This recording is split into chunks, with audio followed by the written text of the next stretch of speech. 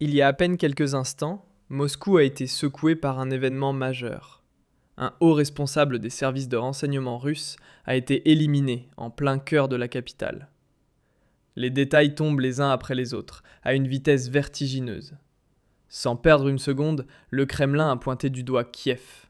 Vladimir Poutine, fidèle à son style, a déjà promis une riposte sévère, tandis que les chaînes russes évoquent ouvertement l'option Oreshnik. Tentons de comprendre ce nouvel embrasement. Allons-y.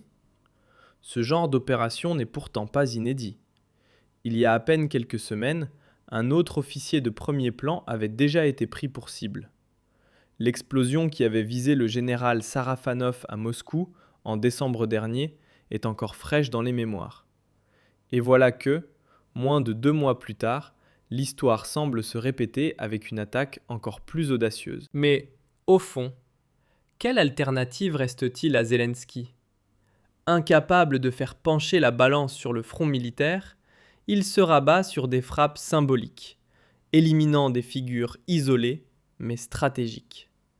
L'objectif est clair, donner l'illusion de victoire, rassurer les alliés occidentaux et s'assurer que les flux de milliards continuent d'arriver, bien docilement. Moscou vient d'être le théâtre d'un épisode pour le moins explosif. Un général russe de tout premier rang, Vladimir Alexeyev, a été la cible de tirs en pleine capitale, comme l'ont confirmé les médias officiels russes. Selon les premières conclusions de l'enquête, les faits se sont déroulés le 6 février dans un immeuble d'habitation situé rue Volokolamskaya. Un individu, dont l'identité demeure inconnue, aurait fait feu à plusieurs reprises avant de disparaître dans la nature. Gravement touché, l'officier a été évacué d'urgence vers un hôpital public de la ville. Atteint par plusieurs projectiles dans le dos, le général lutte actuellement pour sa survie. Les médecins, prudents, se refusent à toute prédiction quant à l'issue de son état. Mais voilà, ces informations commencent déjà à dater, et depuis plusieurs heures, un silence quasi total entoure l'évolution de sa santé. Rideau médiatique baissé. Et c'est précisément ici que se situe le sujet que beaucoup préfèrent éviter. Qu'Alexeyev survive ou succombe à ses blessures importe presque peu. Le message, lui, est limpide. Ce tir en plein Moscou ressemble furieusement à une déclaration politique signée Zelensky.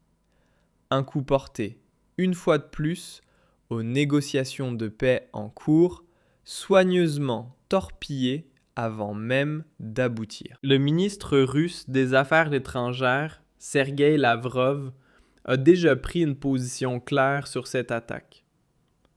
L'attaque contre le général russe révèle les véritables objectifs du régime de Kiev, a déclaré Lavrov. Selon lui, le gouvernement ukrainien chercherait une nouvelle fois à saboter les négociations de paix par le terrorisme.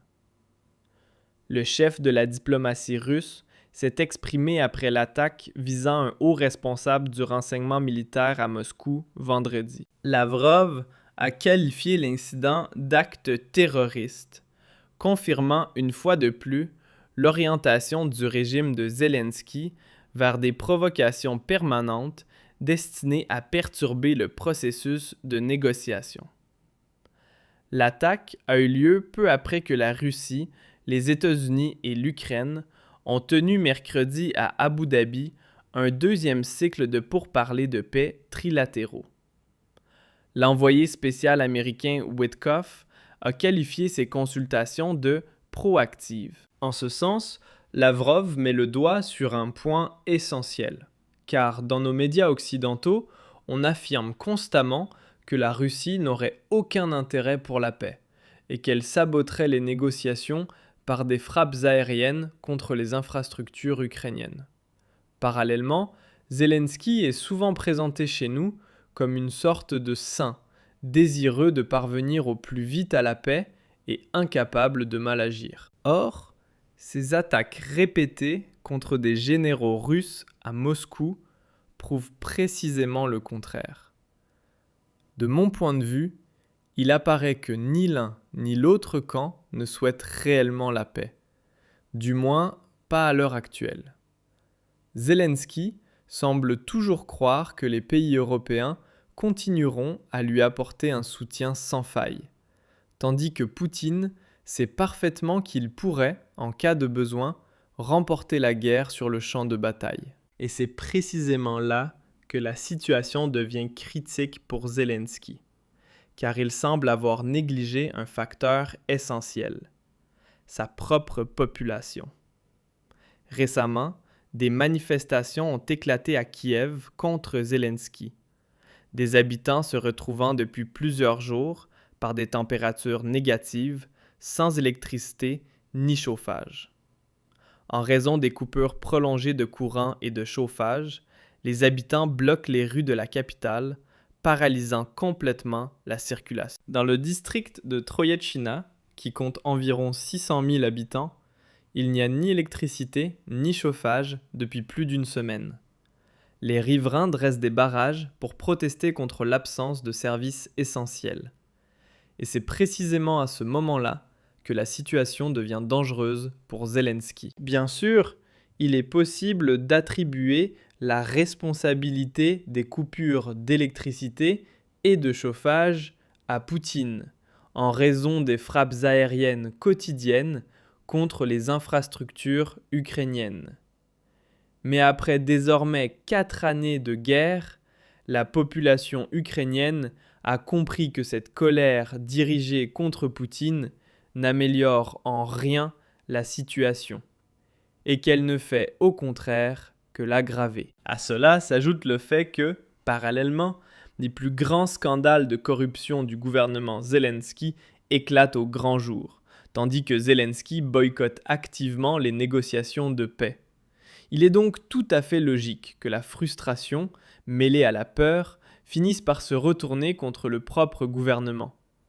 La population constate que Zelensky n'obtient aucun résultat sur le champ de bataille et que la situation des civils empire de jour en jour. Une enquête récente menée en Ukraine a d'ailleurs révélé qu'une majorité de la population serait prête à accepter des concessions territoriales si cela permettait enfin d'aboutir à la paix. Mais comme Zelensky continue de refuser toute cession de territoire et laisse la population souffrir davantage, ce baril de poudre finira tôt ou tard par exploser. Et savez-vous ce qu'il y a de plus frappant? Poutine applique ici exactement la même stratégie que les États-Unis en Iran. On attise les protestations de la population contre son propre gouvernement afin de maximiser la pression. Dans le même temps, une pression militaire s'exerce de l'extérieur, jusqu'à ce que ce fragile château de cartes finisse par s'effondrer. Revenons au général des services secrets russes qui a été abattu aujourd'hui. Bien que les autorités russes n'aient pas encore identifié les responsables, les services de renseignement ukrainiens avaient auparavant qualifié Alexeïev de criminel international. Kiev a déjà été lié à des projets antérieurs visant des responsables russes et des commandants militaires. Alexeïev est l'un des plus hauts responsables du renseignement militaire russe et occupait depuis 2011 le poste de premier directeur adjoint des opérations, notamment en Syrie. En 2017, il a reçu le titre de Héros de la Fédération de Russie, l'une des plus hautes distinctions du pays. Et honnêtement, il suffit maintenant d'additionner 2 et 2. Si l'Ukraine élimine l'un des généraux les plus décorés de Russie, Poutine ne restera certainement pas les bras croisés. Jusqu'à présent, il a toujours répondu à ce type d'attaque par de lourdes frappes de représailles et des bombardements aériens. Je ne serais pas surpris qu'il en ait désormais définitivement assez et commence lui aussi à éliminer de manière ciblée de hauts responsables militaires ou politiques ukrainiens. La question n'est donc pas de savoir si une réponse de Poutine aura lieu, mais à quel point cette réponse sera brutale. Qu'en pensez-vous? L'Ukraine est-elle derrière cette attaque contre le général russe? Oui ou non? Dites-le moi dans les commentaires et laissez un like si vous souhaitez que je continue à vous tenir informé.